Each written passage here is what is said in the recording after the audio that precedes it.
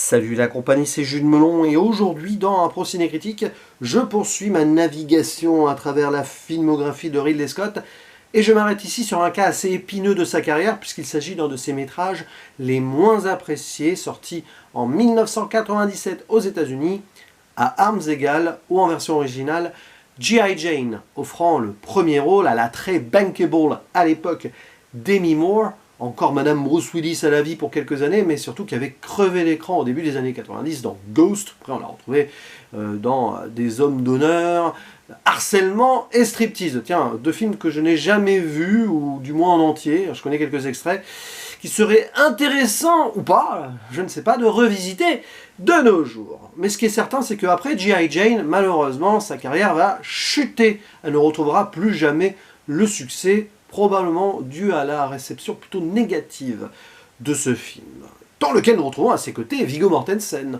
qui n'est pas encore ultra célèbre avant la trilogie Le Seigneur des Anneaux, Anne Bancroft, qu'on a vu largement auparavant dans Le Lauréat ou Elephant Man, Jason Beghe, qui interprète l'époux, ou du moins le compagnon du personnage de Demi Moore, Daniel Von Bergen, qui sera dans The Faculty l'année d'après, dans un rôle de prof un peu alcoolique qui tournera mal, comme tous les autres profs de ce film. Citons aussi la présence d'un jeune Jim Caviezel et de Scott Wilson, le regretté, qui a été après dans la série The Walking Dead. Bref, il s'agit ici d'un film d'action, oh que oui, de guerre, de combat plutôt, parce qu'on n'est jamais vraiment sur le terrain, sauf à la fin. On va suivre une lieutenante de l'armée, mais analyste topographique stratégique, pas sur le terrain, qui s'appelle Jordan O'Neill, qui va être recrutée par une sénatrice qui a envie d'intégrer des femmes dans les commandos de la Navy Seals, un endroit où il n'y a que des hommes. Donc elle a envie, voilà, de mettre un peu plus d'égalité des sexes dans un endroit où c'est ultra masculin. Alors évidemment, les militaires à côté ne sont pas très heureux, même qu'ils prennent ça un petit peu sur le ton de la blague, notamment le secrétaire de la marine au début, on voit tout ça là. Mais elle insiste, une politicienne qui a de l'ambition et qui veut mettre les femmes en avant. Bon, du coup, on va récupérer le lieutenant O'Neill parce qu'elle est assez féminine, il fallait pas que ce soit une femme trop masculine, tout ça, il y a tout un délire là, au départ, bon, ok, les années 90 quand même, hein. Donc elle relève le défi, O'Neill, malgré son compagnon, je sais pas s'ils sont mariés dans le film, mais bref, il dit fais attention, ça pourrait être dangereux, mais bon, non, elle veut prouver qu'elle peut le faire à son, à son mec, mais aussi à l'Amérique, je ne sais rien, enfin bon, en tout cas, elle en fait une affaire personnelle, et donc, elle va participer à un stage hyper compliqué, le SEER, truc qui s'appelle Survival, Evasion, Resistance and Escape. Vraiment, pendant des semaines, ils vivent comme si c'était la guerre, quoi. Mais sous les ordres d'un sergent instructeur. Alors, c'est pas un sergent instructeur, c'est le maître principal, mais vous allez penser à Full Metal Jacket, hein, évidemment, en le voyant faire ses petits discours, joué par Viggo Mortensen, qui est, mais brut de décoffrage, forcément, mais qui aussi a quelques subtilités, notamment, il lit du D.H. Lawrence. Ça va avoir un écho à la fin du film, tout ça, bon, bref. Et donc, O'Neill va devoir se faire accepter de sa hiérarchie, hein, qui la raille de là-haut, mais qui vont rire jaune quand ils vont se rendre compte qu'elle réussit limite mieux que la plupart. Et qu'elle résiste longtemps, jusqu'à peut-être résister totalement. Et il va y avoir quelques petits bâtons dans les roues. Et bien sûr, elle doit aussi s'imposer face aux autres gars du commando, du stage. Traditionnel, quoi. Et alors Demi Moore, elle y est à fond hein, dans le film. Ouh là là, elle s'est donnée mais corps et âme. Peut-être qu'elle a regretté après.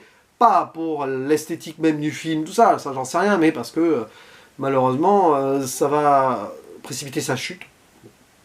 Elle y est pour rien, hein, la pauvre, parce qu'elle est vraiment irréprochable hein, dans le film. Elle se rase les cheveux. Ça, alors, je connaissais cette scène avant de le voir, parce que oui, évidemment, j'ai découvert ce film sur le tard. J'avais vu la bande-annonce sur Canal+ à l'époque, et je sais pas, je suis jamais tombé sur le film au bon moment, il y avait d'autres trucs en même temps.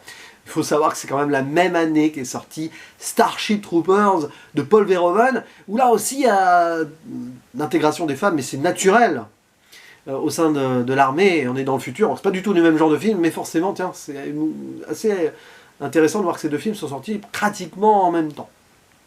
Et donc, découverte tardive qui s'avère mitigée, mais je peux comprendre que le film soit mal reçu. Pourtant, c'est Ridley Scott. Si on connaît un petit peu son parcours, monsieur, déjà à l'époque, hein, de toute façon, on peut difficilement le taxer de faux féminisme qui pourrait être du sexisme, parce que le film a été taxé ainsi. Oui, oui, à vouloir mettre peut-être une femme trop en avant en mode comme un homme, il y a des gens qui ont dit oui, mais ça dessert la cause. Peut-être. C'est un peu compliqué. Il faut dire que le film, il met des grosses pattes et il y a des défauts, des maladresses. Mais je pense que l'intention de base est louable. J'imagine, en tout cas, Ridley Scott aurait-il accepté un tel projet sinon, que de mettre toutes les possibilités ici, sur les épaules d'une femme qui peut tout faire et qui, avec sa volonté, va y arriver, probablement. Malgré vraiment beaucoup de bâtons dans les roues, quand même. Et quand on connaît donc ce qu'il a pu faire avant, c'est évident qu'il a voulu prendre le sujet en main. Rappelez-vous quand même le premier Alien, où Ellen Ripley est déjà le personnage de Jordan O'Neill un petit peu, quand elle doit, au sein de l'équipage, s'affirmer aux côtés de certains hommes. Rien de nouveau, quoi. Puis il y a eu Thelma et Louise, hein, évidemment. Un petit clin d'œil dans le film sur Thelma et Louise, là, dans un bar, c'est peut-être un petit peu forcé aussi, mais voilà, Ridley Scott, quoi. Cependant, le film souffre vraiment de légers soucis. Alors, je trouve que le début, qui surexpose les choses, est un petit peu mal géré niveau montage par moment.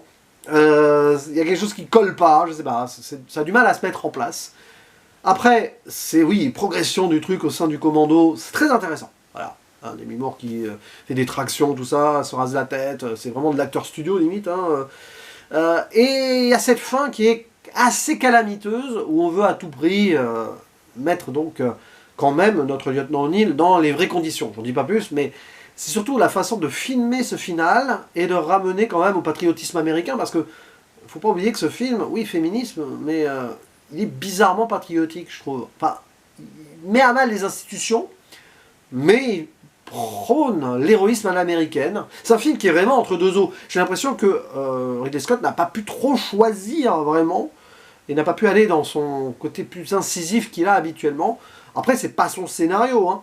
C'est David Turry qui a mis cela en place, lui qui fera la trilogie Riddick après, qui avait fait Timescape avant. Mais c'est quand même adapté d'une histoire de Danielle Alexandra, donc une femme, peut-être qui a connu, je sais pas, hein, cette situation, ou qui s'est intéressée à la vraie incorporation de femmes dans la Navy Seals à l'époque, parce que c'était un petit peu dans l'air du temps, dans les années 90 quand même. Et Ridley, il fait ce qu'il peut. C'est-à-dire qu'il y a des moments où on sent sa patte, il y a des moments où on voit plus que c'est lui. Je dirais même plus qu'au début, dans l'introduction, on se croirait vraiment dans un film de son frangin, Tony Scott. Toute l'intro, plan aérien qui arrive à Washington, tout ça, montage, un petit peu clipesque quand même, etc. T'as l'impression que il a voulu peut-être faire un clin d'œil à son frangin. Peut-être que c'était Tony Scott qui était prévu à la base, parce que il est vrai que c'est connu, hein. Je crois que Ridley Scott a réalisé des films que Tony Scott aurait dû faire, et l'inverse aussi. Il me semble, plus dans un sens que dans l'autre, mais à confirmer dans les commentaires. Donc peut-être que celui-ci, c'était pas pour lui à la base, et qu'il a voulu décharger son frangin qui était sur notre projet, j'en sais rien. Mais c'est vrai que c'est un sujet qui aurait été peut-être plus proche de Tony Scott, mais après avec le féminisme forcé ici, ou pas forcé, ça dépend. Derrière, Ridley Scott, il a pu remettre ses thématiques, ses obsessions sur le terrain. Mais ça s'arrête là. C'est-à-dire que niveau cinématographique, c'est pas son plus intéressant. Non, c'est quasi le film de commande où il n'a pas vraiment pu mettre sa patte. Il a essayé des choses, notamment donc, sur le combat à la fin, qui pourrait être précurseur de la chute du Faucon Noir, quand même, mais c'est pas mon préféré de Ridley Scott, celui-ci, donc je sais pas. Sa façon de filmer l'action, Gladiator aussi, hein. C'est jamais, mais j'aime beaucoup Gladiator par contre, mais c'est jamais, selon moi, là où il brille le plus, Ridley Scott. Et puis sur le reste, il y a des personnages qui ont quand même plus de nuances qu'il n'y paraît. Hein. La sénatrice, qui a de l'ambition, voilà, elle aussi elle a dû se battre dans un milieu de mecs, hein, la politique. Donc maintenant, voilà, on sent qu'elle a une rancœur et qu'elle veut profiter de cette situation aussi, maintenant qu'elle est installée. Et le personnage de Viggo Mortensen, qui est beaucoup plus... Ouais, on le sent qu'il va y avoir une... À un moment, il y a une scène terrible, hein, où il la harcèle vraiment, enfin, il la maltraite sur le terrain, hein, sous prétexte qu'il est le leader du commando.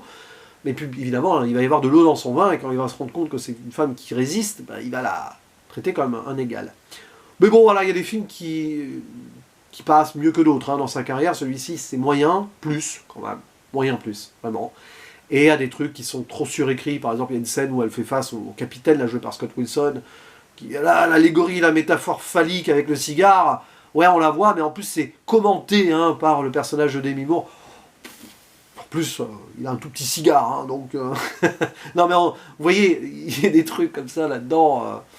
C'est vraiment pas fin et subtil aux trois quarts du temps. Voilà. La musique de Trevor Jones est sympa, mais c'est vraiment très militariste américain, patriote, tu le sens derrière. Et pourtant, on sent que Ridley Scott, il ne voulait pas en faire un film comme cela. C'est marrant parce que je finirai là-dessus. C'est un film qui aurait pu sortir dans les années 80, mais qui a un côté avant-gardiste dans la présentation d'une femme très forte, qui aurait pu être fait dans les années plus tard, 10, 20, 30 ans plus tard. Peut-être. 30 ans, on n'est pas encore, mais voilà. Peut-être, c'est bizarre, c'est entre deux eaux, quoi, vraiment, jusqu'au bout. Et puis c'est vrai que bon, l'idée d'un féminisme comme cela où la femme veut être comme un homme, je comprends que ça n'avait pas forcément été bien ressenti et le fait qu'elle balance des punchlines limite encore plus dingues que ce que pouvaient sortir les Stallone ou Schwarzy à l'époque, ou avant, hein, avant les années 90 du coup. Bref, au final, à armes égales, non, ce n'est pas le meilleur Ridley Scott. Est-ce que c'est son moins bon? Même pas hein, pour l'instant de ce que j'ai vu, mais ça reste quand même dans, on va dire, la deuxième moitié, ça c'est sûr, de sa filmographie. N'hésitez pas à dire en commentaire ce que vous pensez de ce film. Peut-être que des gens ont largement adoré. Hein. Ce sera intéressant d'avoir votre point de vue, ou d'autres qui ont totalement détesté.